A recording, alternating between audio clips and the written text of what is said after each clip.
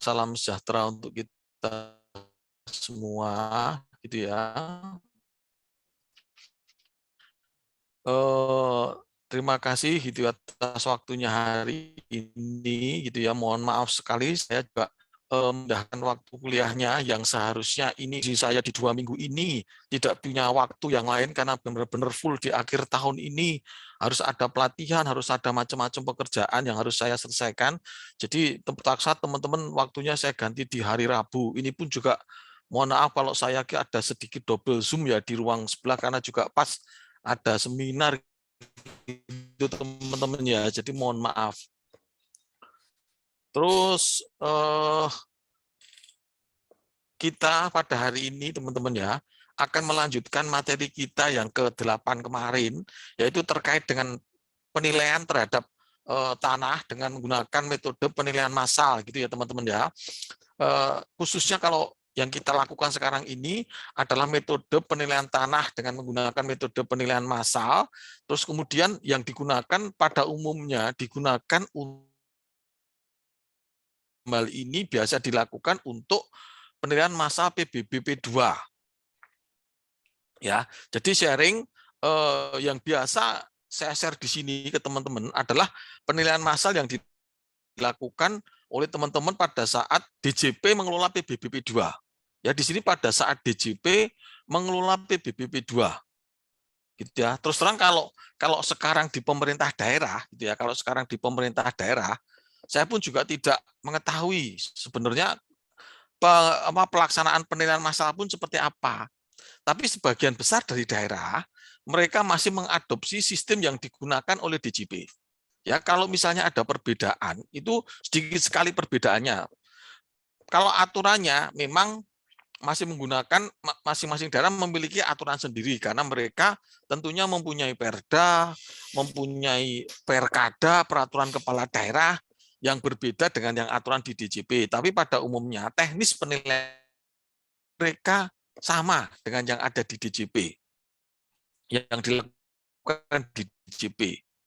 Itu dulu ya teman-teman ya. Jadi kurang lebih pelaksanaannya sama dengan yang dilakukan di DJP. Nah, penilaian massal ini gitu ya, penilaian massal ini pada umumnya dilakukan untuk tanah itu semuanya ya.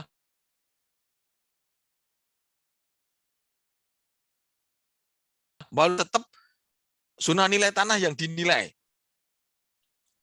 Contoh misalnya di tadi hotel kalian tahu yang misalnya Pak ada mall Bintaro Plaza apa Bintaro Jaya ya yang di tengah-tengah itu yang di apa mall Bintaro Plaza itu ya yang di tengah-tengah itu. Nah, itu misalnya kalau misalnya dilakukan penilaian massal, dia satu zona nilai tanah di tengah-tengah seperti itu. Ya mungkin isi WP-nya cuma satu atau bahkan isinya dua dengan hotelnya. Nah, tapi menilainya dengan cara zona nilai tanah juga. Di zona nilai tanah itu dibandingkan dengan menggunakan data-data di sekitarnya. Jadi kayak menilai individual biasa lah. Kita mencari data pembanding di seputarnya karena kan nggak mungkin kalau cuma isinya satu, cuma Bintaro Plaza tok gitu ya, cuma Bintaro Plaza. Terus kemudian kita mencari data yang cuma satu ZNT kan nggak mungkin. Mau nggak mau kan kita menggunakan data pembanding di seputar Bintaro Jaya, Bintaro Plaza situ, gitu ya. Terus lagi, kalau misalnya teman-teman pernah main ke BSD gitu ya, ada yang namanya BSD Junction. BSD Junction itu juga sama, letaknya seperti Bintaro Jaya ada di tengah-tengah jalan seperti itu. Nah, kalau toh misalnya dia dibuat zona nilai tanah tersendiri, ya isinya cuma dia toh. Nah, itu bisa dibuat zona nilai tanah tersendiri, terus kemudian data pembandingnya dicari di seputar situ. Nggak akan mungkin nemu satu zona nilai tanah isinya cuma satu objek pajak, mencari di situ ngopok-ngopok nggak mungkin ketemu. Ya, tapi di situ sebetulnya kalau di Bintaro Plaza atau di Bintaro Exchange sebetulnya ada juga data pasarnya sebetulnya. Data pasarnya dari mana? Ya dari jual beli ruko yang ada di seputar situ. Tapi kan data itu tidak akan sulit sekali kalau dipakai untuk melakukan penilaian tanahnya. Karena yang dijual di situ adalah sebetulnya dalam tanda kutip adalah gedung. Ya, yang dijual di situ adalah ruko yang ada atau apa namanya? Ruko yang ada di dalam mall. Sama dengan kayak kamar-kamar di apartemen. Jadi kalau kalian menggunakan data itu sebagai data transaksinya juga agak susah. Agak susah. Lebih enak menggunakan data yang lain yang ada data tanah dan bangunannya. Atau syukur-syukur ketemu data tanah kosong. Itu teman-teman ya, permulaan dari saya seperti itu. Jadi kita masih belajar untuk melakukan penilaian tanah dengan menggunakan metode teknik penilaian massal yang kemarin menggunakan zona nilai tanah. Terus kemudian saya juga sudah membagi slide gitu ya. Walaupun saya tidak menggunakan slide itu, tapi atau saya slide-nya loncat-loncat, tapi teman-teman silahkan baca sendiri.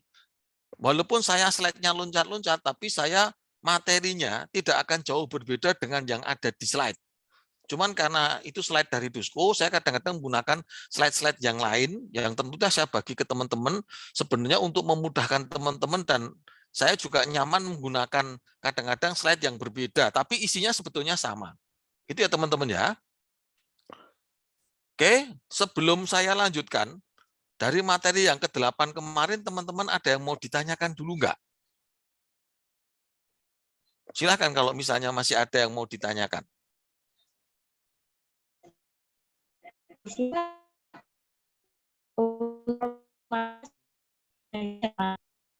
Oke. Mencari data pembanding.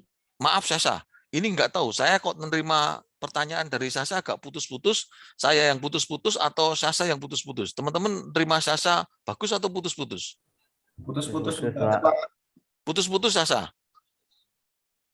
Iya Pak, maaf jaringan saya kurang stabil Pak. Oke, Untuk silakan. Kali ini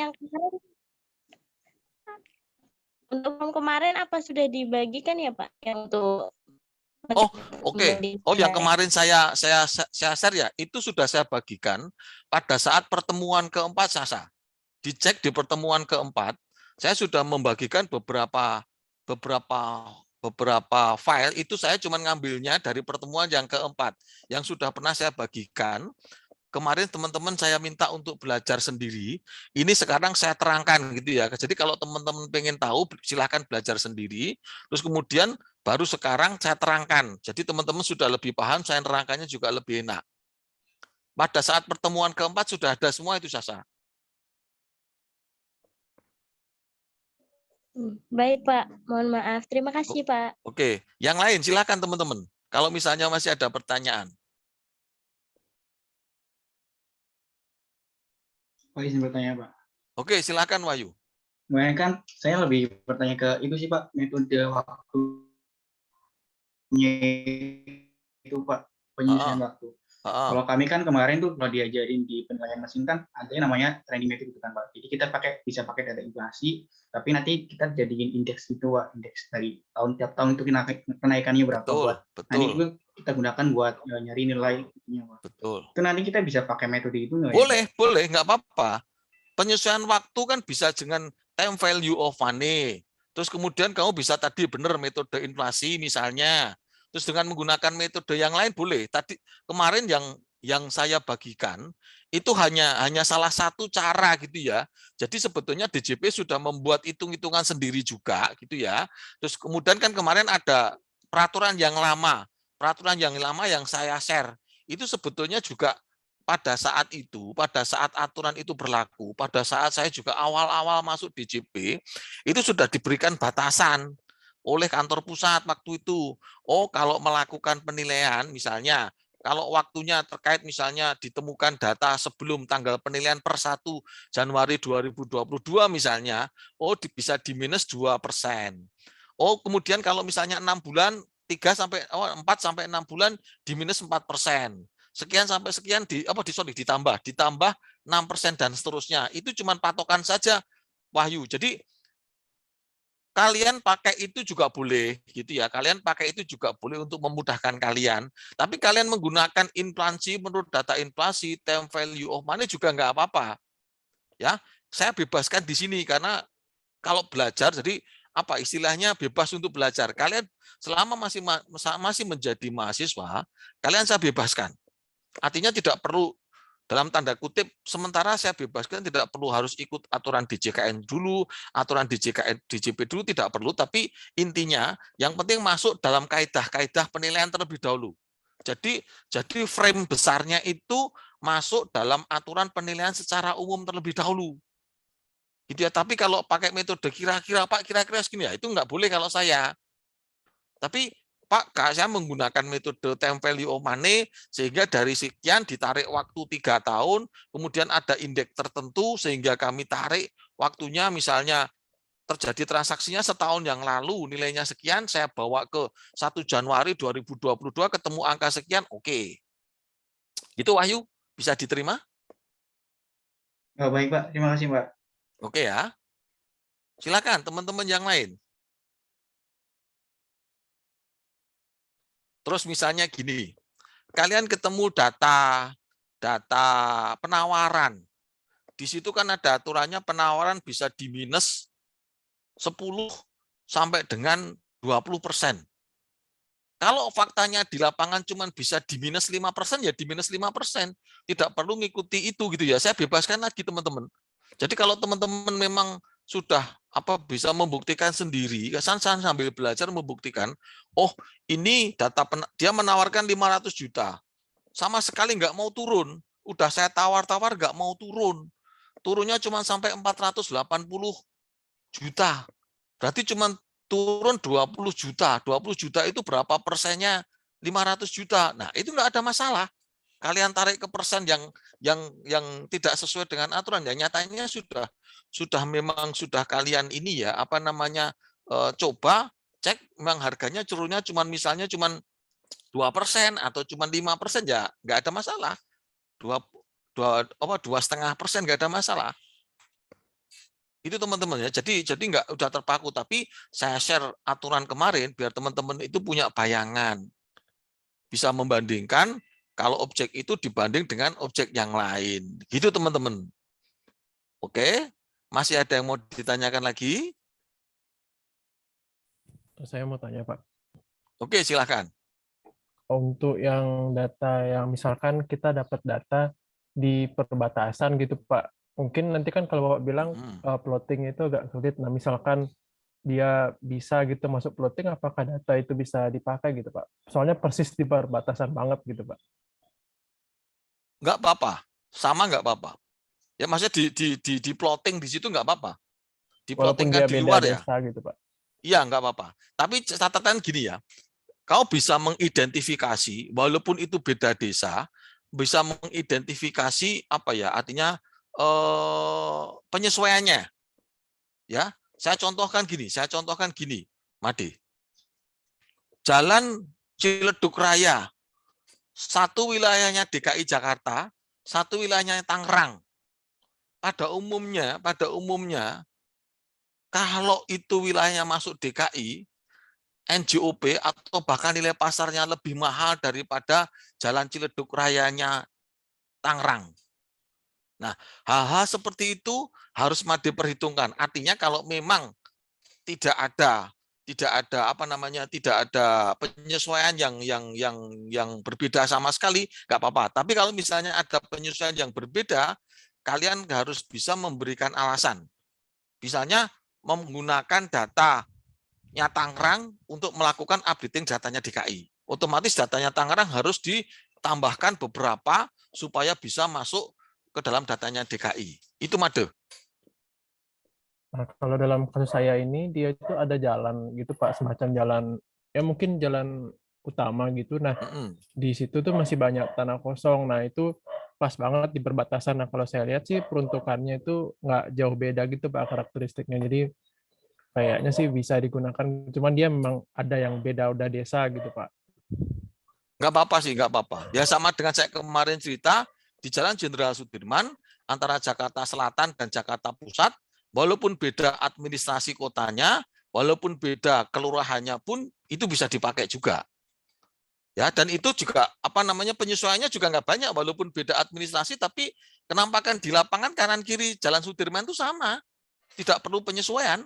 Nah, itu contohnya, Jadi ada yang perlu penyesuaian dalam tanda kutip ekstrim, ada yang bahkan tidak perlu penyesuaian karena memang kondisinya sama. Ya contohnya tadi Jalan Jenderal Sudirman, Kecamatan Tanah Abang dengan Kecamatan Kebayoran Baru.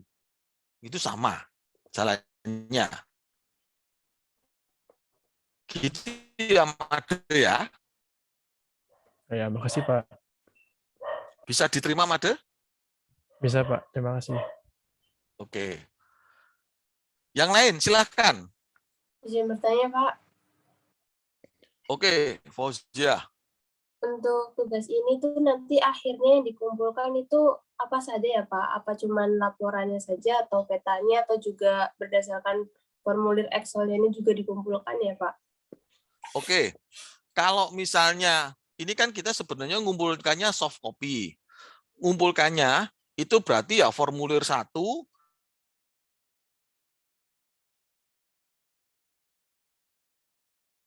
terus kemudian formulir 4. Formulir 1 itu berarti apa namanya data pasarnya. Data pasarnya kalian bikin kalau ketentuan kemarin Dusko gitu ya, mintanya dia 30. Terus kemudian yang kedua itu berarti formulir 2. Formulir 2 itu saya baru menerangkan kemarin formulir 2 tok ya kalau nggak salah ya, lupa saya. Kemarin saya baru menerangkan formulir sebentar.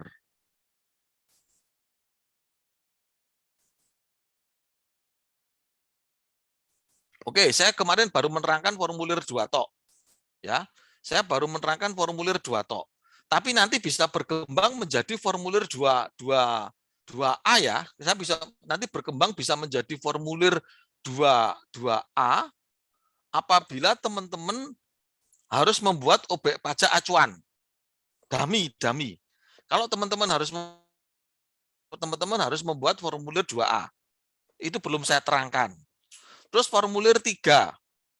Formulir 3 itu yang 3 data dirata-rata jadi 1 nilai. Ya, 3 data yang dirata-rata menjadi 1 nilai. Sebentar.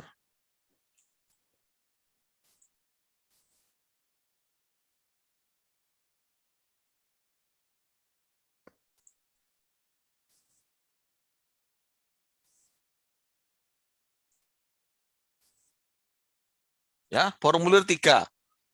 Terus kemudian teman-teman akan bisa berkembang menjadi formulir 3A. Akan bisa berkembang menjadi formulir 3A. Kenapa bisa jadi formulir 3A? Manakala dalam satu zona nilai tanah tidak terdapat data transaksi. Teman-teman membandingkan sesama zona nilai tanahnya, maka yang digunakan. Terus kemudian setelah selesai, teman-teman membuat rekap for ZNT. Rekap ZNT itu ada di, formulir 4 nggak perlu. Formulir 4 nggak perlu, adanya di daftar NIR atau di formulir 3B. 3B itu cuma isinya kode AA, NIR-nya berapa. Kode AB nilainya berapa. Itu.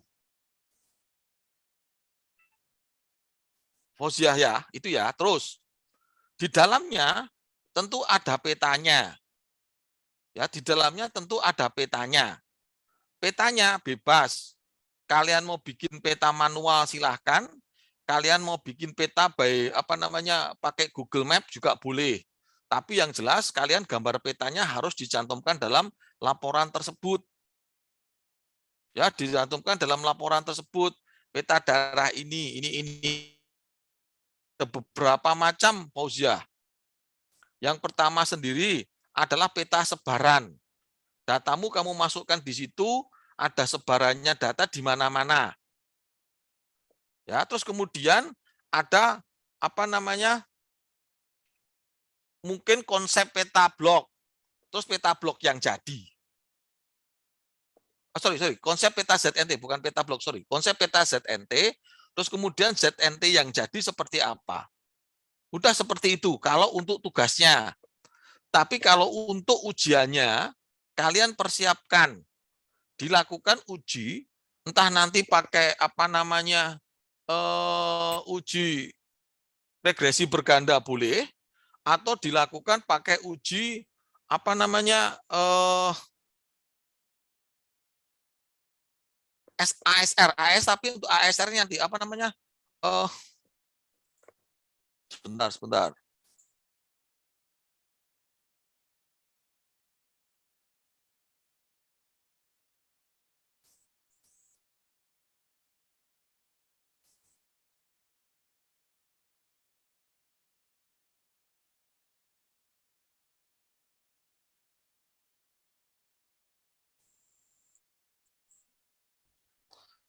Jadi ujinya ASR-nya itu membandingkan antara data jual beli dan NJOP yang akan kalian berlakukan, kalian dapat berapa, atau data terutama di data jual belinya ya, kayak ASR di data jual belinya, terus kalian memberlakukan NJOP di situ berapa. Jadi misalnya di zona AA terdapat data ASR itu di zona AA misalnya kalian dapat transaksi yang digunakan transaksi aja, misalnya tanah per meter 1 juta. Oh, ternyata dari 3 rata-rata zona nilai tanah, 3 rata-rata data itu cuma dapat 950. Terus kemudian di zona AB misalnya, atau misalnya non penawaran, terus di sini NJOP yang kalian berlakukan dengan menggunakan di tabel yang lain dengan menggunakan zona nilai tanah yang sudah kalian bikin. Nah, itu dibandingkan, terus ketemu ininya berapa. Apa namanya, ASR-nya berapa, kira-kira berapa persen dari data transaksi itu diterapkan di situ secara desa. Bisa dimengerti ya tadi si Fauzia Hana? Bisa, Pak. Bisa ya? Untuk laporannya nanti formatnya seperti apa ya Pak laporannya? Apakah hanya laporan sederhana atau laporan penilaian seperti itu Pak? Laporannya sebenarnya laporan bebas lah, laporan sederhana. Laporannya sebenarnya laporan sederhana, ya dikasih bla bla bla dikit gitu ya, laporan sederhana. Itu kan untuk tugas ya. Kalau yang untuk ujian saya belum tahu ya, karena masih pemberitahuan dari dosen masih tentatif. Cuman saya minta tadi teman-teman sambil mengerjakan tugas, sambil mempersiapkan kalau memang jadi nanti untuk ujiannya seperti itu. Ya, jadi kalau misalnya saya juga belum tahu pasti ujiannya akhir itu seperti apa, ataukah mengirimkan laporan, ataukah nanti kalian menyalin laporan yang sudah jadi tugas kesepakatan kita dari awal. Kalau mengirimkan laporan berarti enak. Jadi tugas ini bisa jadi apa namanya tempat ujian juga. Tapi kalau misalnya kalian harus dalam tanda kutip harus pakai tulis tangan, ya mau nggak mau kalian harus mempersiapkan. Tapi nanti kalau sudah ada pemberitahuan dari Dusko akan saya sampaikan ke teman-teman, biar teman-teman juga sudah mempersiapkan diri dari awal. Tidak langsung ujuk-ujuk nyari data transaksi, enggak. Saya tahu kesulitan kalian, saya tahu. Gitu ya Fauzia ya. Baik Pak, terima kasih Pak. Oke teman-teman, masih adakah yang mau ditanyakan? Silakan kalau masih ada. Izin bertanya Pak. Oke, siapa? Wahyu lagi, silakan Wahyu. Saya kan daerah saya itu agak gimana ya Pak ya. Jadi daerah saya tuh bentuknya tuh agak lucu gitu Pak. Lucunya tuh kayak kepotong sama daerah lain tuh, kayak desa lain. Jadi ada satu dusun, tapi dusun itu tuh kayaknya lebih yang nguasain kayak lebih besar dari desanya gitu Pak. Kalau ditotalin itu ya lebih besar itu Pak sama daripada dusun lain. Nah, kalau dusun lain kan itu lebih menjalar ke belakang gitu Pak, ke sawah-sawah gitu Pak. Dan secara infrastruktur juga udah beda gitu Pak. Nah, kalau misalnya saya nyari data di sana itu tuh susah banget Pak. Dalam artian ya emang di sana tuh karena dari infrastruktur dan lain itu udah dicari itu yang dusun saya sendiri Pak, yang secara infrastruktur tuh udah bagus. Nah, nanti apakah boleh kalau misalnya saya nggak dapat data dari yang daerah dusun yang tadi Pak, yang secara infrastruktur udah bagus, terus data transaksinya nggak nemu, terus nanti saya penyesuaian dari data yang saya ada gitu Pak. Tadi Pak ya Wahyu ya. Gimana Pak? Putus-putus Pak. Penyesuaian dari daerah lain tadi Wahyu ya. Dari satu desa tapi beda dusun, Pak. Satu desa tapi beda dusun? Iya, Pak. Boleh. Satu desa beda dusun boleh, nggak apa-apa. Kan nanti ada, berarti kan kamu harus membuat dummy. Kan harus membuat dummy. Kan itu masih satu desa kan, Wahyu? Masih satu desa, tapi secara infrastrukturnya itu udah, kalau menurut saya udah beda jauh sih, Pak. Oh iya, berarti kamu harus bikin dummy. Nanti berarti harus bikin dummy, Wahyu. Oke ya, saya jawab pertanyaan Wahyu, tapi kita sambil saya sambil share screen. Ya, saya jawab pertanyaan Wahyu sambil share screen. Nah, sorry ya.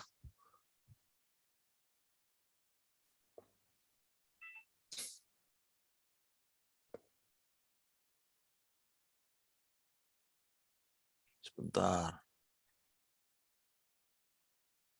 Nah, untuk menjawab pertanyaan Wahyu kan. Jadi kalian kemarin sudah saya terangkan apabila ini kan, ini formulir 2, ini formulir 2. Yang kalian, nah formulir 1 itu yang ini tadi ya, Hana ya, Fauziah ya. Ini kalian bukan ini kan, kalau bisa ya soft copy aja. Maksud saya soft copy itu supaya kalian juga irit, nggak usah nyetak-nyetak. Kalau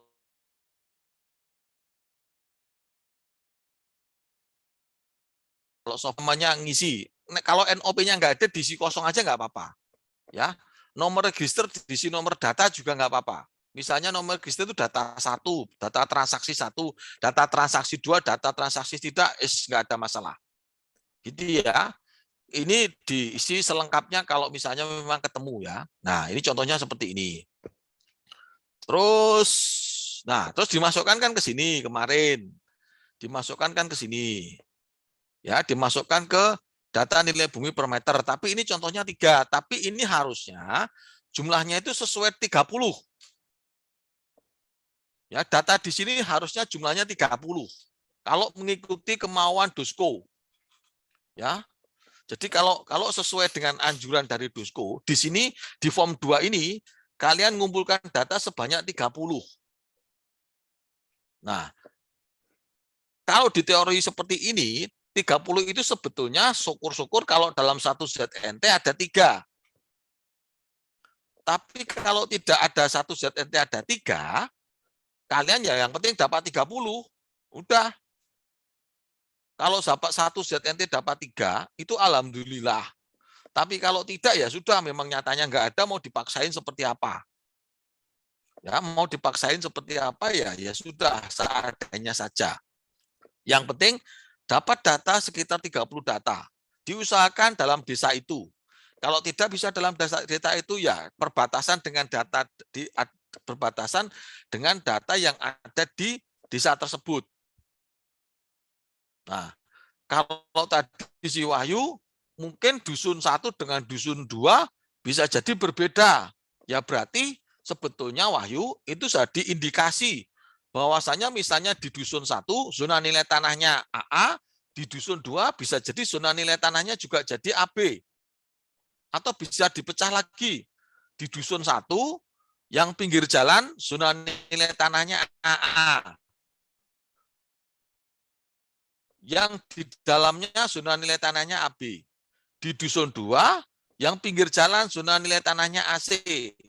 Yang di dalam dusun zona nilai tanahnya AD. Kalau mau dipecah lagi, di dusun 1 pinggir jalannya AA, perumahannya AB, kemudian sawahnya AC. Di dusun 2 pinggir jalannya AD, rumah penduduknya AE, sawahnya AF, dan seterusnya. Ya, tinggal tergantung kondisinya seperti apa. Wahyu yang tahu itu.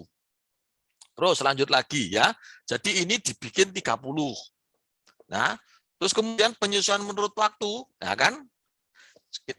Ini ya penyesuaian data transaksi. Data transaksi di sini berarti kan ini penawaran. Kalau 0 di sini berarti adalah tanggal, berarti ini adalah penawaran 0.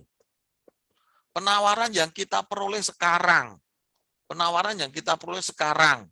Kalau per 1 Januari 2021, ya sebetulnya nggak perlu disesuaikan. karena dari sekarang tanggal berapa? 9 Desember ke 1 Januari kan sebetulnya waktunya nggak sampai 1 bulan, diabaikan. Tapi kalau kalian dapat datanya pada saat kemarin mengerjakan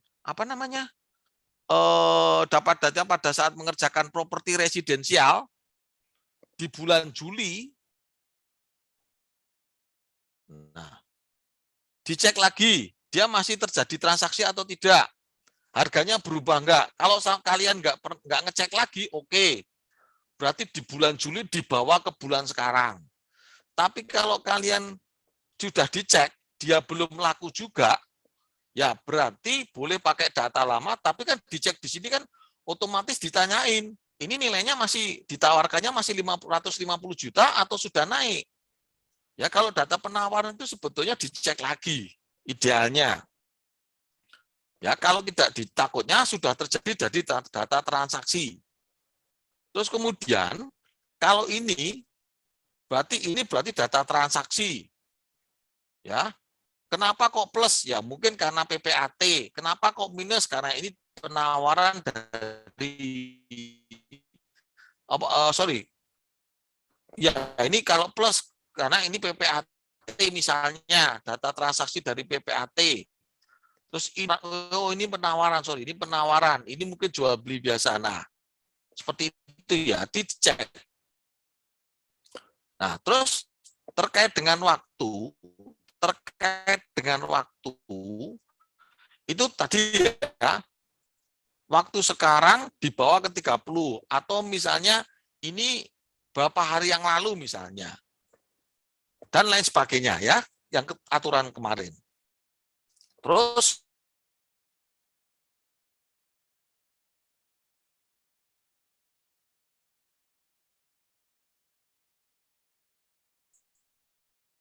maaf teman-teman ya, saya keluar dari Zoom teman-teman. Mohon maaf teman-teman, mohon maaf. Sebentar ya, saya share ulang screen-nya. Nah, terus ini kan anggap aja ini peta desanya seperti ini. Peta desanya seperti ini. Terus kalian juga harus bikin, nah ini kan ZNT yang kira-kira kalian bikin.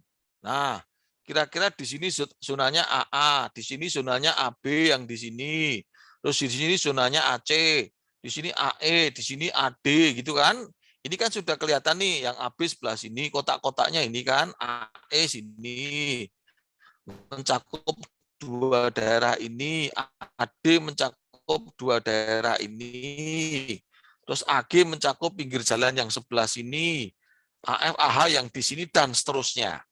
Nah, sekarang, nah ini kan ada 7 data. Kalau ini contohnya 7 data. Ini contohnya 7 data. Kalau kita kan maunya di sini 30 data. Ya, contohnya 30 data.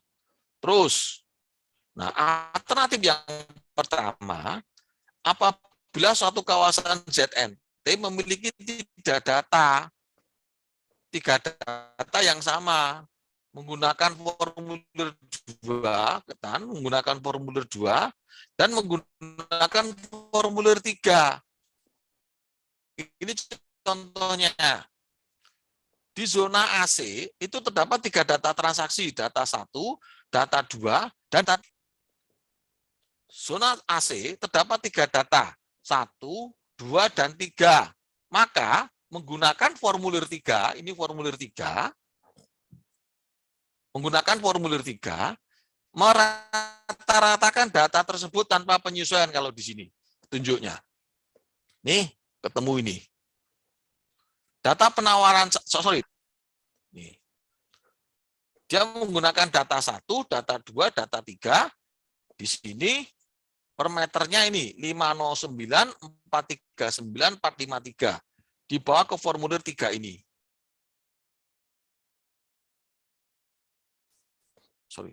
Nah, ini pakai formulir 3.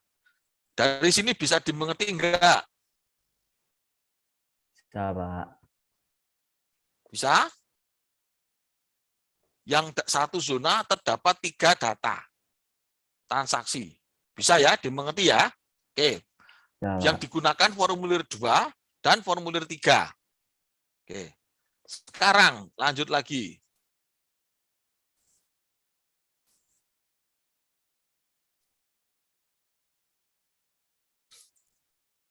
Nah, alternatif 2 adalah kawasan ZNT yang hanya memiliki kurang dari 3 data harga jual.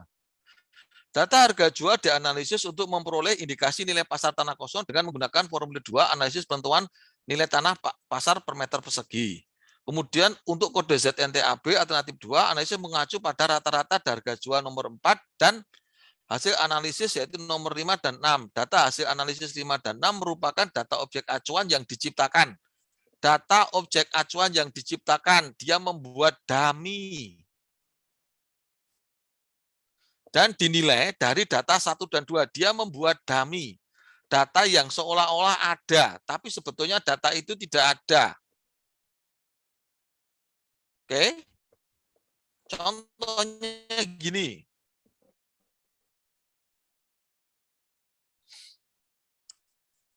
Dia mau menilai, sorry.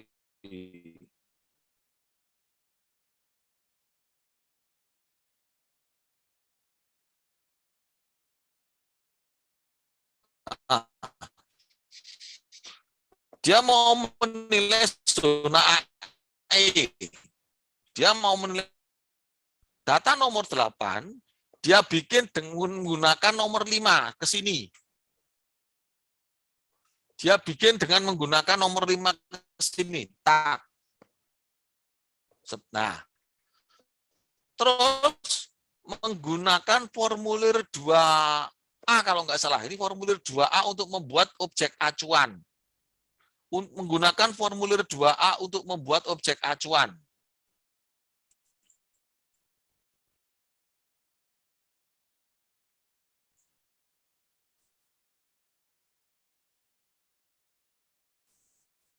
Ini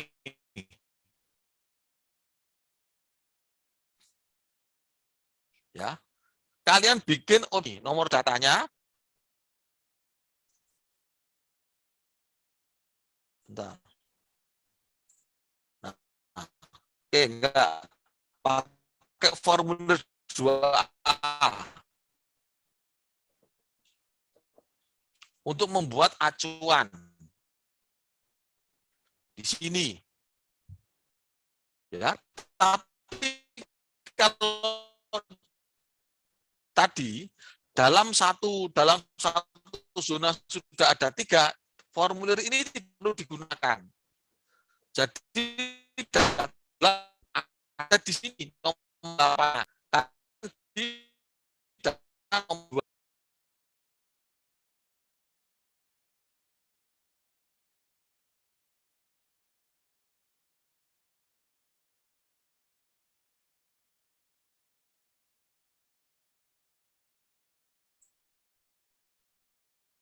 Maaf, saya keluar lagi teman-teman ya, mohon maaf.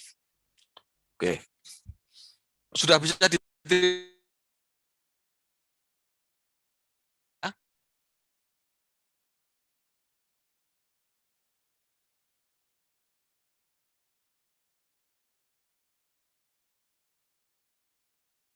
nomor 5 dibawa ke nomor 8.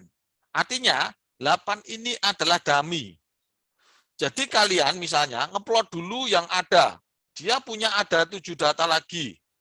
Nah, ini cuma ada nomor 8 di sini. Nanti kalau kalian di sini kan misalnya AG. AG ini kalian mau bikin dummy lagi boleh. Bikin dummy 9 di sini.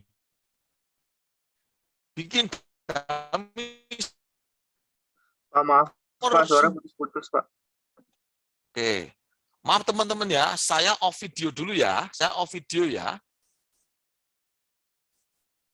Oke. Ya, Pak, nggak apa-apa.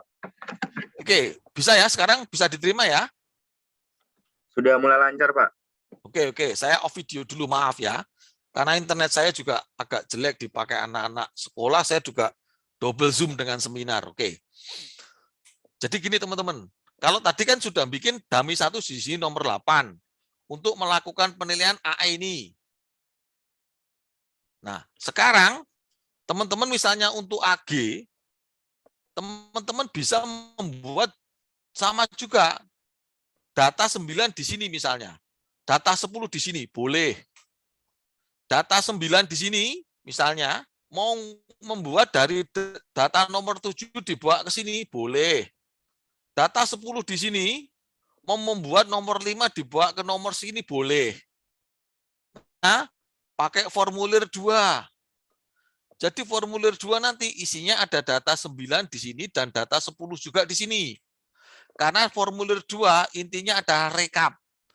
Formulir 2 adalah rekap transaksi dan penawaran yang ada. Formulir 2A ini adalah rekapitulasi data dummy.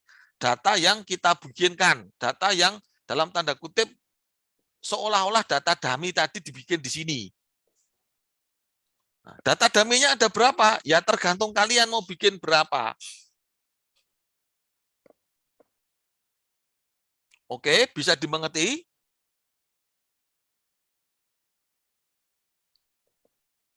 Bisa ya? Bisa kan? Nah, izin Pak terus bertanya. sebentar. Terus penyesuaiannya ini menggunakan yang kemarin. Lokasinya secara lokasi antara nomor 8 ini sampai nomor 5 berapa? Secara kedudukan nomor 8 ini dibandingkan dengan data 5 seperti apa? Nomor penggunaan dibandingkan dengan nomor 5 seperti apa? Nomor 8 ini dibandingkan dengan nomor 5 seperti apa? Ada di sini semua. Nah, penyesuaiannya bisa menggunakan patokan yang pernah saya berikan. Sebentar ya, sebentar. Patokannya, tuh, kok nggak ada ya?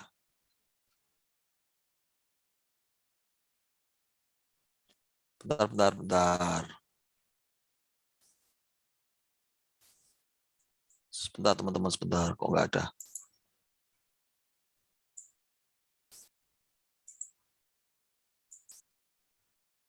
Nah, patokannya menggunakan yang ini.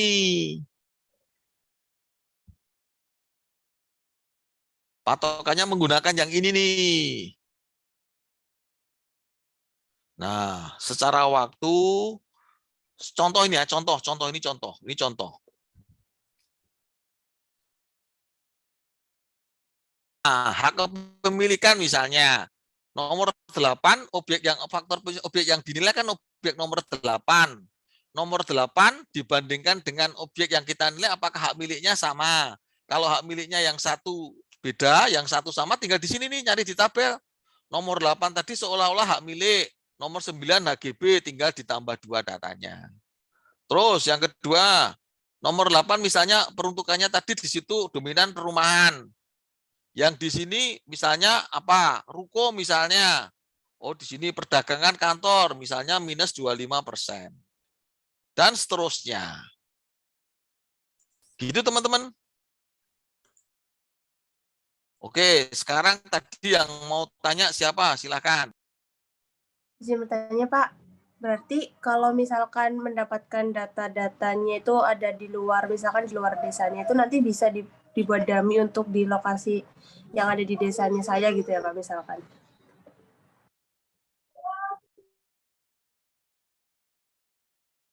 Mohon maaf Pak, masih di mute. Betul, Lana. Jadi dari data di luar desa tadi dibuat dummy untuk masuk ke desa itu. Ya, bisa dimengerti Ana ya? Bisa Pak. Oke. Ya, lagi Pak, untuk kalau misalkan SPPT itu sama dengan SHM nggak sih Pak? Oh enggak, SPPT bukan bukti kepemilikan. Bukti kepemilikan kan sertifikat. Ini kan tidak ada sertifikat di situ. Bukti kepemilikan kan sertifikat. Jadi kalau dia cuma ada SPPT, ya berarti surat tanahnya tidak lengkap. Bahkan dia kalau cuma punya akte jual beli atau surat jual beli, ya itu ya juga tidak lengkap, masuk kriteria yang belum ada hak milik, belum ada hak guna bangunan, belum ada hak pengelolaan dan lain sebagainya, masih dalam tanda kutip harus ngurus sendiri di BPN supaya dia dapat sertifikat tanah. Nah, bisa dimengerti ya? Bisa Pak. Oke. Sementara tahan dulu ya, sementara gitu dulu. Nah, saya share screen lagi.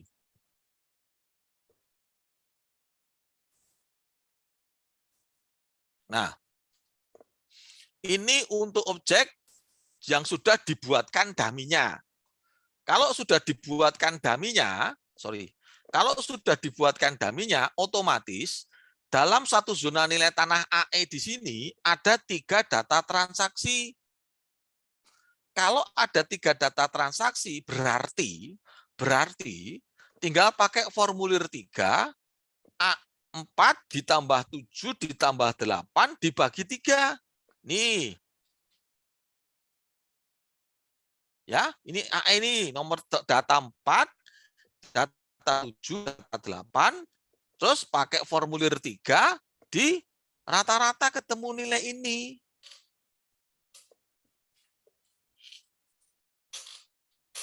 Ya, karena seolah-olah nomor 8, data nomor 8 ini jadi data dalam satu zona nilai AE. Zona nilai tanah AE. Nah, terus lagi ya. Nanti kalau belum paham boleh ditanyakan, tapi saya lanjut dulu. Nah, terus untuk zona AD misalnya, zona AD. Nah, zona AD ini kan juga cuma punya satu nih, nomor 5 tok. Nah, dia ambil dari nomor 4 untuk membuat dummy 9. Nomor 7 untuk membuat dummy 10, boleh. Zona AE sama zona AD problemnya juga boleh. Ini sih boleh. Kalian juga mau ngambil dari data yang nomor 3 ini juga boleh. Nomor 3 dibawa ke nomor 9, boleh. Nomor 6 dibawa ke nomor 10, boleh. Tapi gini prinsipnya. Kalau bandingin, jangan bandingin kerbau dengan kambing. Kan gitu ya. Kalau bandingin, jadi gini. Kalau bandingin kerbau dengan kambing kan tidak head to head, tidak apple to apple. Bandingin kerbau sama sapi masih agak oke lah. Karena sama-sama gedenya. Tapi kalau misalnya ini sawah, terus di sini adalah perumahan, perbedaannya terlalu jauh. Tapi kalau ini sama-sama perumahan di seputar sini, di jalan ini, ya mending pakai data nomor 4. Kalau di sini misalnya ruko semua, di jalan ini ruko semua, di jalan Tulip dan jalan Anyer ini ruko semua, terus di sini perumahan, ya mending yang pakai jalan Tulip dan jalan Anyer disamakan sini, karena ini pinggir jalan raya. Tapi kalau ini sama-sama perumahan, hanya ini letaknya ada di luar, ini letaknya ada di dalam, masih oke, dibandingkan masih oke. Gitu ya. Jangan sampai mencari data di Jalan Jenderal Sudirman, tapi yang dibandingkan adalah perumahan-perumahan di belakang Jalan Jenderal Sudirman. Nah, itu kan jauh gitu loh, jauh. Adjustment-nya terlalu gede. Penyesuaiannya terlalu besar. Kemiripannya terlalu jauh. Ketidakmiripannya terlalu besar. Ya, ini contoh. Untuk zona nilai tanah AD, membuat dummy nomor 9 dan membuat dummy nomor 10 dari nomor 4 dan nomor 7. Nah, prinsipnya kan sama kan tadi kan? Nah, nomor 9 dan nomor 10. Cuman ini rekapnya harusnya nomor 8 sudah ada di sini nih. Nomor 8 sudah ada di sini. Ya, nomor 8 direkap sekalian di sini nih. Ini harusnya nomor 8 ada di sini, nomor 9, nomor 10 karena ini adalah formulir 2A, ya. Cuman ini contoh yang kurang tepat karena harusnya nomor 8 ada di sini. Nomor 8 ada di sini, nomor 9 ada di sini, nomor 10. Nah, yang kita gunakan adalah data nomor 5, 9 dan 10 untuk melakukan adjustment terhadap atau membuat zona nilai tanah AD. 3 data di rata-rata ketemu zona nilai tanah AD, nirnya per meter 1885444. Kalau kita masukkan dalam peta, nir AD, terus di garis di bawahnya 1.885 dalam ribuan. Nah, terus saya lanjutkan lagi. Nah, tidak terdapat harga jual. Contohnya AC alternatif 3A. Analisis dilakukan dengan mengacu pada rata-rata data analisis nomor 7, 8, dan 9 merupakan data objek acuan dari harga nomor sebagai berikut. Nah, ini contohnya gini. Nah, dia membuat data dummy di sini karena zona AA itu tidak terdapat data transaksi. Ya. Dia membuat data dummy untuk data nomor 12, 11, 12, 13 pakai di sini. Nah, karena ini juga sama kemungkinan di bawah data di belakang ini apa namanya sub pertama dari Jalan Tulip, ini di belakang sub pertama dari Jalan Raya Anyer, Jalan Anyer. Nah, masih sama. Nah, ini.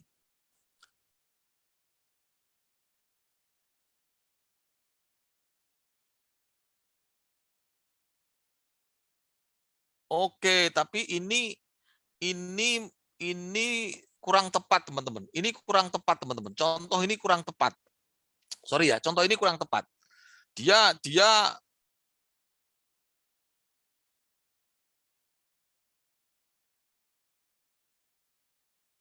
ini salah contohnya itu di nomor data. Nomor data di sini bukan 1, 2, 3. Nomor data di sini harusnya nomor 11, 12, 13. Sorry ya, ini harusnya nomor 11, 12, 13. Ini contohnya kurang tepat. Harusnya nomor 11, 12, 13. Oke, ya, sorry ya. Ini nanti di teman-teman diganti nomor 11, 12, 13. Kurang tepat. Ya, terus. Nah, sorry. Alternatif yang lain, kalian bisa membandingkan ZNTAA ini dengan ZNTAE, AC, dan AD. Kalian bisa membandingkan ZNTAA ini dengan ZNTAE, AC, dan AD. ZNTAE, nah, kita sudah tahu ZNTAD, sorry ya. Nah, kita sudah tahu ZNTAC itu nirnya 498. Kita sudah tahu ZNTAE itu nirnya 1704. Kita sudah tahu ZNTAD itu 1885. Terus bisa untuk membandingkan ZNT ini, ZNT ini, ZNT ini untuk menilai di sini AE. Ya. Kalau pakai ini ZNT yang digunakan itu menggunakan form 3A. Form 3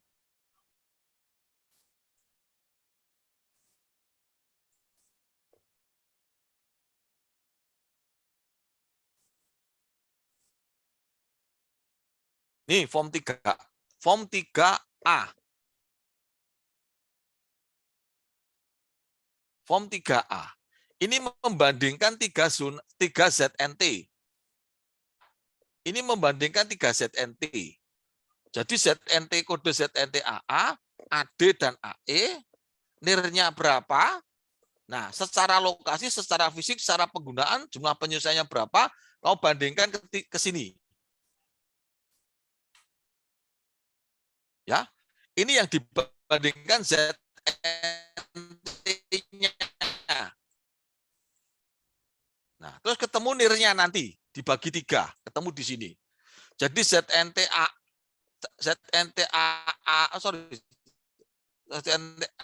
AC tadi berapa, AD berapa, AE berapa, nirnya di sini, secara lokasi, secara umum seperti apa, fisik seperti apa, jenis penggunaan secara umum seperti apa, ketemu jumlah penyesuaiannya, ketemu di sini nilai 3 itu, ketemu di sini nir rata-rata 3 data tersebut. Ketemulah zona nilai tanah AA yang tanpa ada data transaksinya. Yang tanpa ada data transaksinya. Nah, ini menggunakan formulir 3A. Oke ya, jadi menggunakan formulir 3A. Kalian tahu sudah bisa menggunakan formulir 3A.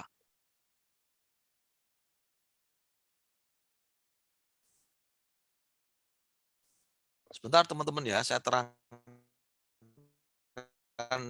pakai slide yang lain sebentar.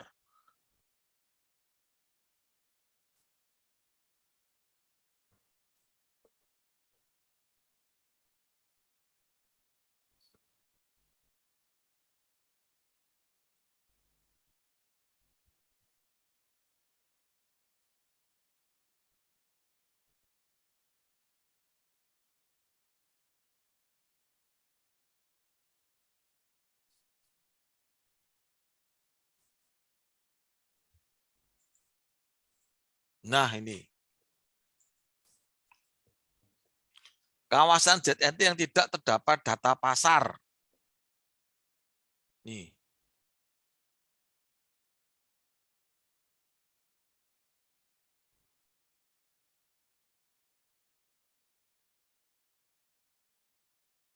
Oh, sorry, ini masih pakai data dummy. Sorry, bukan yang ini. Nah, ini tidak terdapat data pasar. Yang ini. Tadi kan sudah diketahui zona nilai tanah AA, zona nilai tanah AB, dan zona nilai tanah AC. Sudah diketahui. Nah, yang di sini nggak ada data penawaran sama sekali nih. Nah, ini pakai data sini. Nah, membandingkan data zona nilai tanah yang sudah ada nilainya. Nah, pakai formulir 3A. Membandingkan zona AA, zona AB, dan zona AC untuk melakukan penilaian terhadap zona AD.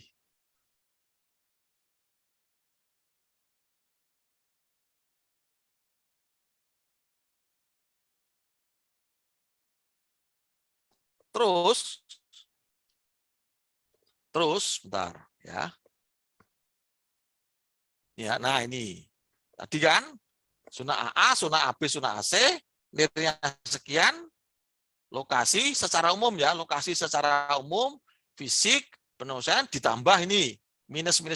Nah, kalau positif ya saling meniadakan di sini, ketemu nilainya ini, nilainya ini. Ini kalau ini kan pembulatan aja, oke ya, temu. Nah, hasil akhir kegiatan berupa buku laporan analisis ZNT NIR tadi yang ditanyakan si Fauzia Hana tadi. Halaman judul, transmittal, sertifikasi nilai, lembar pengesahan, lampiran formulir, dan peta ZNT. Sederhana laporannya kan. Nah, ini contoh SKK Kanwilnya. Nah, ini sampelnya gini. Ini. Oke. Nah, terus setelah semua ZNT setelah ZNT kalian jadi semua, nah kalian mesti bikin yang namanya ini.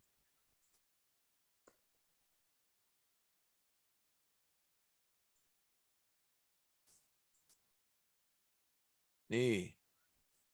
Sorry. Nah, ini.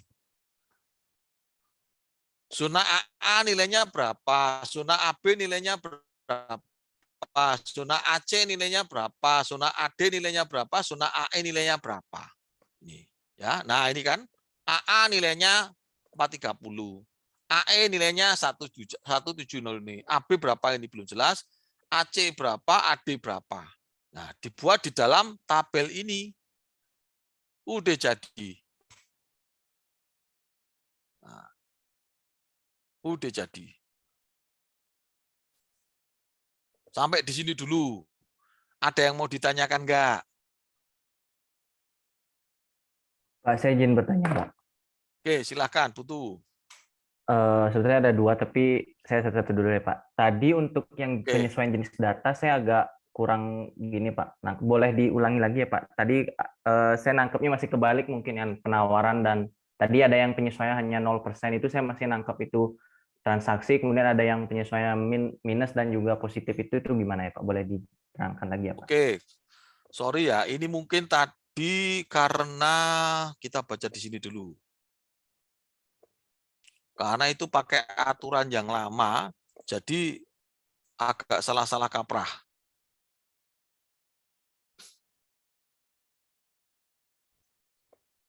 Pasti dia ngambil aturannya dari sini.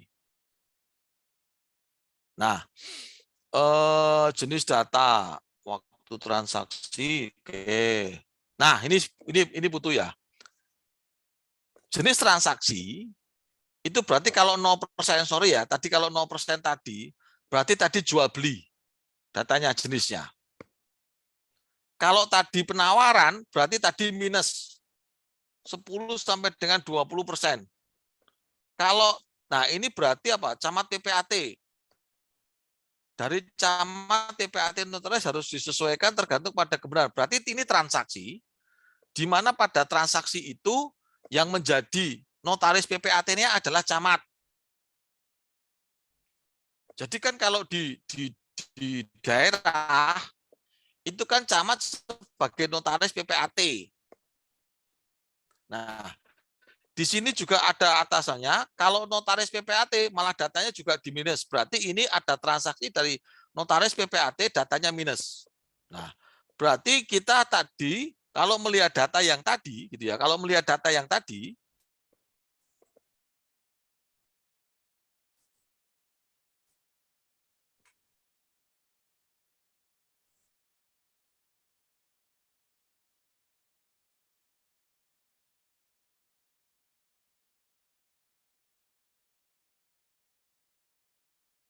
nah, ini berarti data transaksi butuh. Ini waktu transaksi 15 November, data transaksi ini data penawaran. Kalau lihat di sini ya, ini ya. Ini waktu transaksi sekian-sekian, ini berarti transaksi, ini berarti data transaksi nih. 123 12 data transaksi, data ini berarti penawaran. Ini berarti data transaksi. Ini data transaksi camat. Ini data penawaran.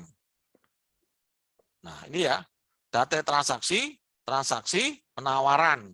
Berarti ini data transaksi tadi 0, berarti dia transaksi PPAT tadi. Data transaksi PPAT. Berarti ini transaksi camat kalau seperti ini berarti. Karena 30% tadi. Ini per data sekian karena dianggapnya ini data transaksi nih. Terus ini penawaran, dia penawaran minus 10%. Nah, kalau kita, sorry ya, saya balik lagi ya. Kalau kita balikin ke aturan lagi, yang mendasari pada saat itu, berarti ini jual beli tadi 0% transaksi, terus yang plus 30 tadi berarti transaksi di PPAT atau camat. Terus yang minus 10 tadi berarti ada penawaran minus 10.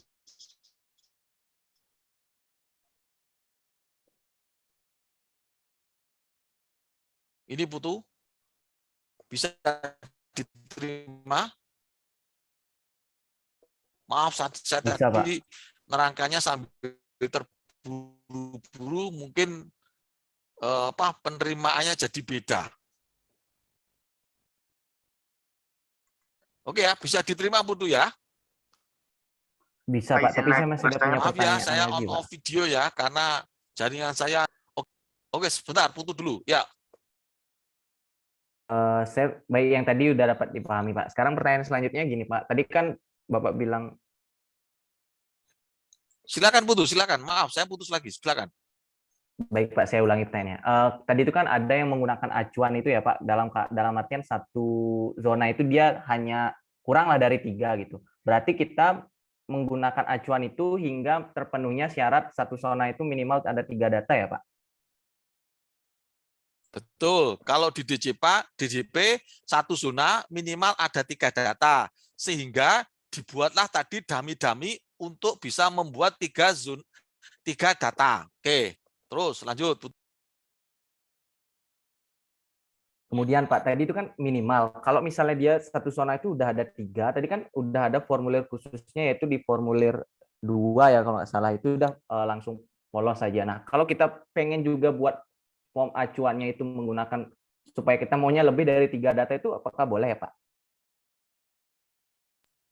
Ya, kalau ketentuannya kan kalau sudah ada 3 data, cukup menggunakan data yang sudah ada.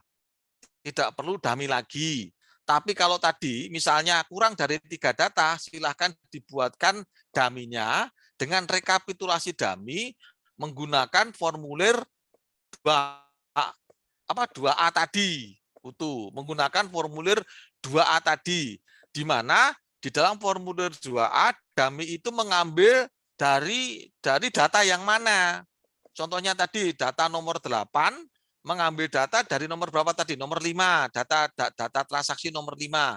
Seperti itu, Putu. Baik, Pak. Dapat dimengerti, Pak. Sudah jelas. Terima kasih, Pak. Teman-teman, sebelum saya lanjutkan dengan pertanyaan selanjutnya, jadi pada tahap pertama ini malah justru teman-teman lakukan penilaian zona nilai tanah terlebih dahulu terhadap zona nilai tanah yang sudah punya minimal 3 data transaksi. Ya, kalau sudah diplotting di situ, kemudian dalam satu zona nilai tanah sudah memiliki 3 data transaksi, lakukan dulu penilaian.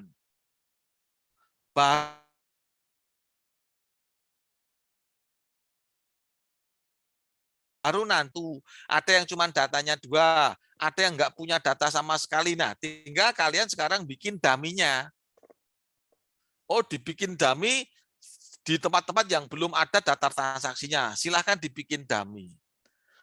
Terus ya, kalian baru jalan, baru melakukan penilaian selanjutnya di tempat-tempat yang tidak ada sama sekali data transaksinya. Bisa membandingkan 3 zona nilai tanah, bisa juga membuat dummy, membuat 3 dummy. Nah, itu pilihannya ada di teman-teman. Mau membuat dummy atau mau membuat dummy atau mau membandingkan 3 zona nilai tanah. Terserah teman-teman seperti apa.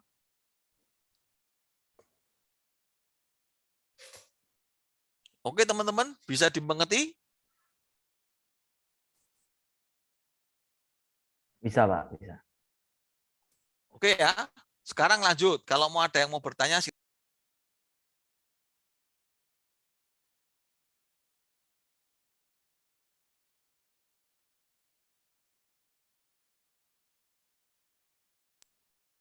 ayo silakan. Tadi ada yang mau bertanya? Sudah ditanyakan tadi Pak sama Radit, Pak. Oh, sudah ditanyakan. Oke. Silakan, yang lain. Kalau ada yang mau ditanyakan lagi. Nah, saya ada Pak mau tanya Pak. Oke, silakan, Made. Kan ini datanya ada 30. Nah, kemudian setiap ZNT cuma perlu 3 gitu Pak. Berarti kan ada kemungkinan beberapa data itu tidak terpakai ya Pak. Apa memang harus nanti semuanya gitu terpakai di dalam penentuan ZNT itu Pak? Oh, bisa jadi gini, Made. Misalnya dalam satu zona ada 4 data, ya udah kamu rata-rata ada 4 datanya. Kan minimal 3. Kalau misalnya lebih dari 3 kan tidak ada masalah. Kalau misalnya dalam satu zona ada 5 data transaksi, karena dapatnya memang di situ, ya sudah, dipakai aja 5 data tersebut. Atau tetap pakai 3 data transaksi, data yang nomor 4 dan nomor 5 digunakan untuk membuat dummy di tempat yang lain. Digunakan untuk membuat dummy di tempat yang lain juga bisa, Made. Jadi bukan berarti data itu tidak berguna, tapi kan bisa dimanfaatkan untuk yang lain. Supaya data itu berfungsi, Made. Tentunya data yang berfungsi ini sudah kalian seleksi ya. Artinya kalau misalnya nilainya jomplang dengan lingkungan sekitarnya, ya berarti jangan digunakan. Gitu ya. Bisa dimengerti, Made? Baik Pak, terima kasih Pak. Oke ya. Terus tadi ya, pertanyaan Wahyu tadi ya, yang apa namanya, dusun yang satu yang berbeda dengan dusun yang lain, dengan menggunakan pola penilaian ZNT ini, bisa jadi dusun yang berbeda tadi bisa dilakukan penilaian ya, Wahyu ya. Gimana, Wahyu? Pak. Sudah bisa jelas, Pak. Bisa dimengerti, Wahyu ya? Bisa, Pak. Oke, jadi kamu bisa menggunakan zona nilai tanah untuk melakukan penilaian terhadap dusun yang satu, bisa juga membuat dummy dari apa namanya zona nilai tanah yang berbeda untuk ke dusun di dusun yang tidak ada data transaksinya, Wahyu.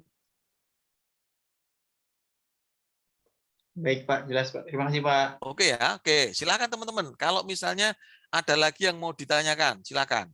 Kita diskusi aja nggak apa-apa. Jadi supaya kalian benar-benar paham dulu prinsipnya seperti apa. Oh, izin bertanya, Pak. Oke, silakan Agung. Ini saya tadi sempat nyari apa namanya peta di desa saya ini sekitaran 40%-nya itu Pak, apa namanya hutan lindung Pak. Jadinya kalau misalnya saya gambarnya ini saya ilangin itu boleh atau enggak Pak? Petanya ini yang khusus hutan lindungnya ini Pak. Sebetulnya enggak apa-apa. Nggak usah dihilangin satu kelurahan utuh, tapi diberikan tanda itu adalah hutan lindung terus kemudian tidak dikenakan PBBP 2 sehingga diabaikan dalam melakukan penilaian massalnya karena sudah masuk ke dalam PBB P5L atau PBB P3. Jadi nggak apa-apa ditandai bahwa itu adalah hutan lindung. Itu aja, Agung. Tapi ini agak ganggu, Pak. Kalau saya share screen bisa nggak, Pak? Nggak apa-apa, silakan. Saya share screen. Yuk, silakan.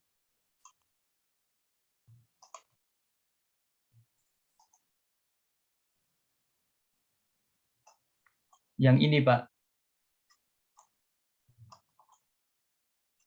Soalnya ini kayak besar banget gitu, Pak. Kalau misal saya potong sampai sini saja, boleh apa tidak, Pak?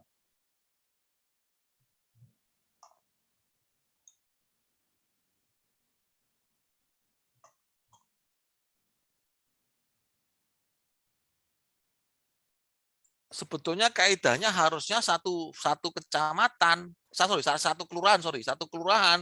Kalau dipotong nanti malah nggak pas. Kalau misalnya emang kendalanya kenapa, Gung? Kok harus dipotong kenapa kendalanya? Ini Pak, kalau saya ikutin semua ini nanti pemukimannya mah jadi kayak kelihatan gitu, Pak, ini, Pak. Mah kecil banget jadinya, Pak. Ininya, yang ini pemukim, soalnya lebih gedean itu tanah pertaniannya daripada pemukimannya, Pak. Terus ini kayak agak terlalu besar gitu, Pak, ininya, yang hutan lindungnya ini. Kalau misalnya saya potong sampai sini aja itu boleh atau enggak, Pak? Sebetulnya nggak apa-apa. Sebetulnya kalau saya sih nggak apa-apa. Cuman mungkin skalanya aja agak kecil sehingga semuanya nampak. Bisa nggak kalau dibikin gitu? Skalanya agak kecil biar nampak gitu gimana? Jadinya pemukimannya agak nggak kelihatan, Pak. Ini, yang ini, Pak.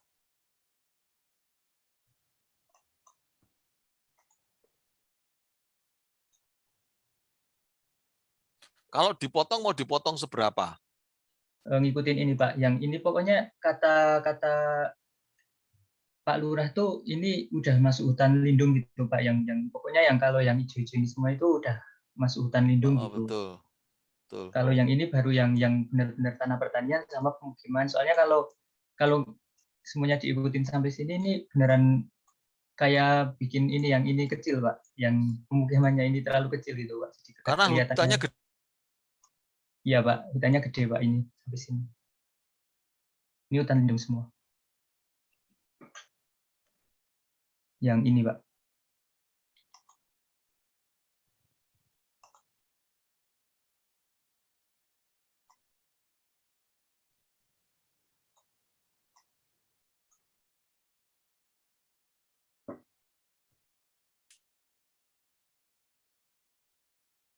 Maaf ya, saya terputus.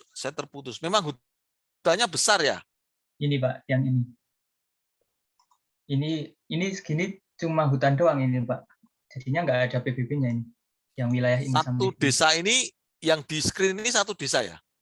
Ya, ini yang ini satu desa yang ini, Pak, yang yang biru ini ya, yang biru itu ya. Ya, saya pikir satu screen ini ya. Enggak, yang biru ini, Pak. Jadinya buat ini pemukimannya terlalu kecil gitu, Pak. Soalnya pemukimannya tuh terlalu dikit gitu, Pak. Kalau misal saya potong sampai sini aja gimana, Pak? Ya wis, nggak apa-apa sih kalau untuk belajar. Jadi gini, sebetulnya kan prinsipnya tuh bikin ZNT itu kan satu desa. Tapi oke lah, karena untuk belajar potong nggak apa-apa sih. Karena untuk belajar potong nggak apa-apa. Cuman prinsipnya sebetulnya satu desa ya. Cuman kan memang ini yang hutan lindung ini kan nanti sebetulnya kan masuk PBB P3L atau P5L.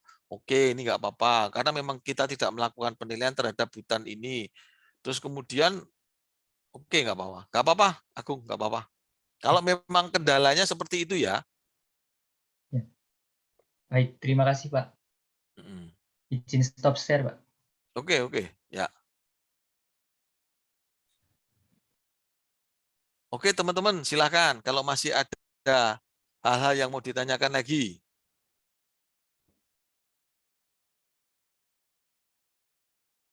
Pokoknya intinya nyari dulu 30 data, terus kemudian teman-teman juga dibuat di formulir 1 yang pengumpulan datanya pakai Excel tadi, terus kemudian dibuat di formulir 2 rekapnya, terus kemudian dari situ teman-teman sebar ke petanya, di plotting di peta, terus kemudian di petanya teman-teman buat kira-kira batas ZNT-nya seperti apa.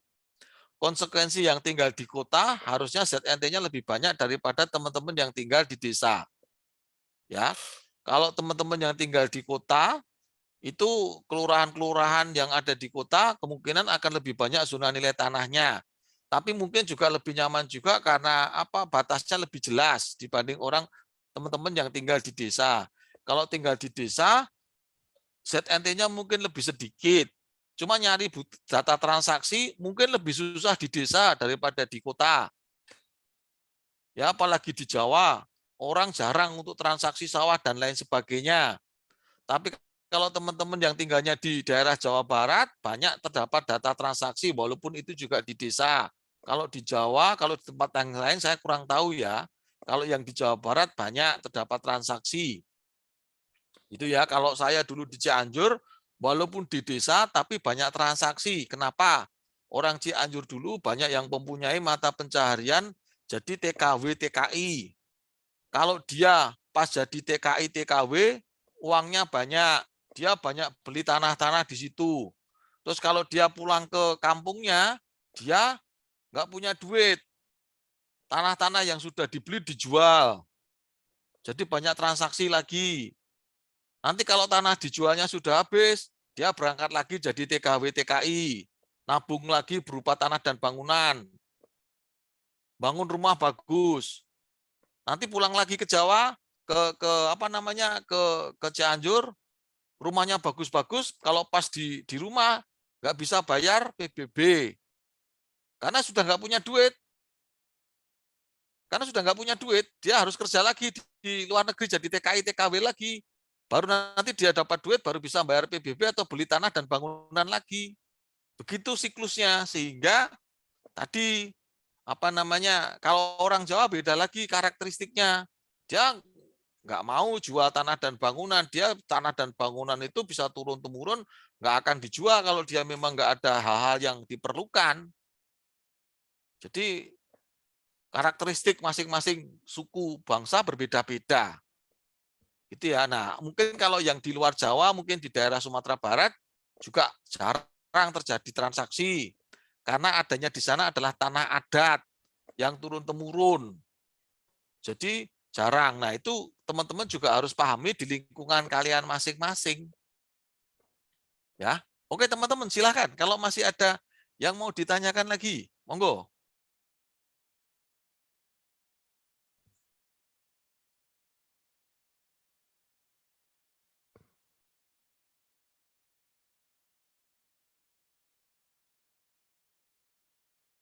Ayo, silakan.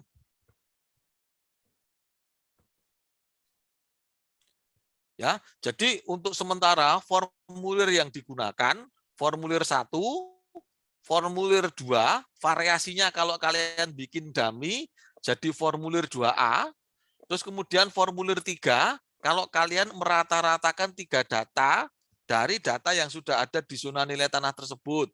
Terus kemudian kalian bisa menggunakan formulir 3A apabila kalian merata-ratakan dari 3 zona nilai tanah untuk menilai satu zona nilai tanah yang lain.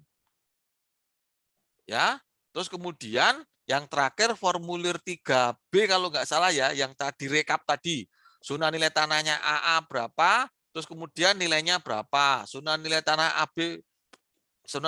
AB nilainya berapa dan seterusnya. Itu nanti tugas yang harus teman-teman bikin. Oke, teman-teman, masih adakah yang mau ditanyakan? Silakan.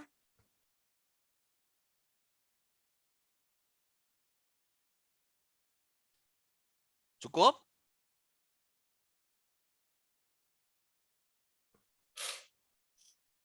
Beneran sudah cukup? Oke, kalau sudah cukup, kita besok di pertemuan 10 kita akan ketemu untuk melakukan penilaian bangunan. Untuk melakukan penilaian bangunan secara massal, itu prinsipnya hampir sama dengan kita melakukan apa namanya updating data pada DBKB-nya. Cuman kalau yang massal itu DBKB-nya sudah ada di sistemnya Sysmiop, sudah ada di aplikasinya Sysmiop. Tapi kalau individual yang kemarin kan saya untuk yang teman-teman mengikuti pelajaran saya penilaian residensial, saya memberikan DBKB 2000. Nah, itu untuk yang penilaian individualnya.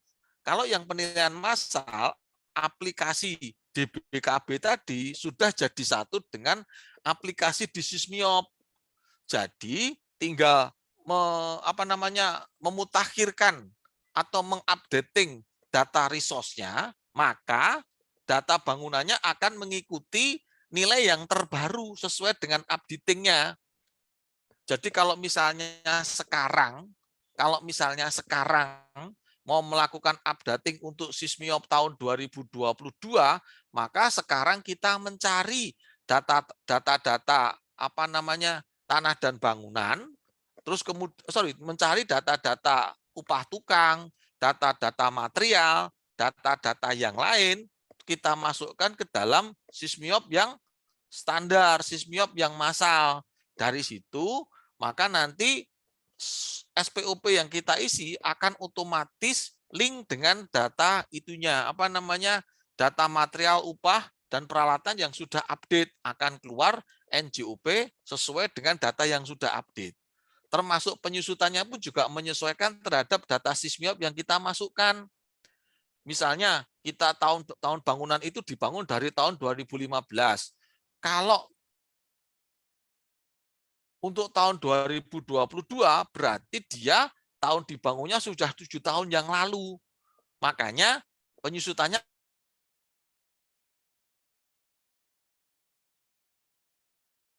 akan menyesuaikan ke arah 7 temuan hari ini gitu ya, karena materinya juga sudah habis. Nanti untuk slide-nya bisa kalian juga pelajari sendiri, karena di slide itu juga kurang lebih menerangkan terhadap hal-hal yang saya berikan tadi. Makanya saya menggunakan slide yang berbeda, tapi kurang lebih isinya sama. Oke, untuk kuliah ini sebelum saya akhiri, masih ada beberapa orang yang belum absen. Elsa ada nggak Elsa? Ada Pak, hadir. Oke, Elsa belum absen. Terus Harold. Hadir, Pak. Oke. Terus Hero.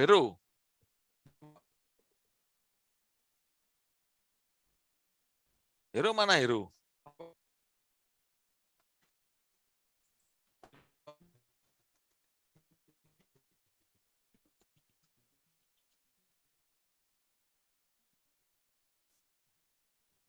Ada nggak Heru? Suaranya putus-putus Pak, sepertinya terkendala sinyal Pak. Nah itu. Ada tapi Heru. Ada Pak di kolom chat Pak. Oke, makasih Heru. Terus selanjutnya Komang. Hadir Pak. Oke, Komang ada. Terus Noval. Hadir Pak. Noval ada. Pri Anggita. Hadir, Pak. Oke. Sinta. Hadir, Pak. Oke. Syahnita juga belum.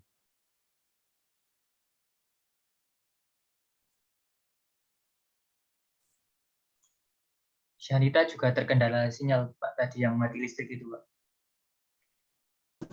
Hadir, Pak. Oke, Syahnita udah. Willis. Hadir, Pak. Hadir, oke. Oke, teman-teman ya.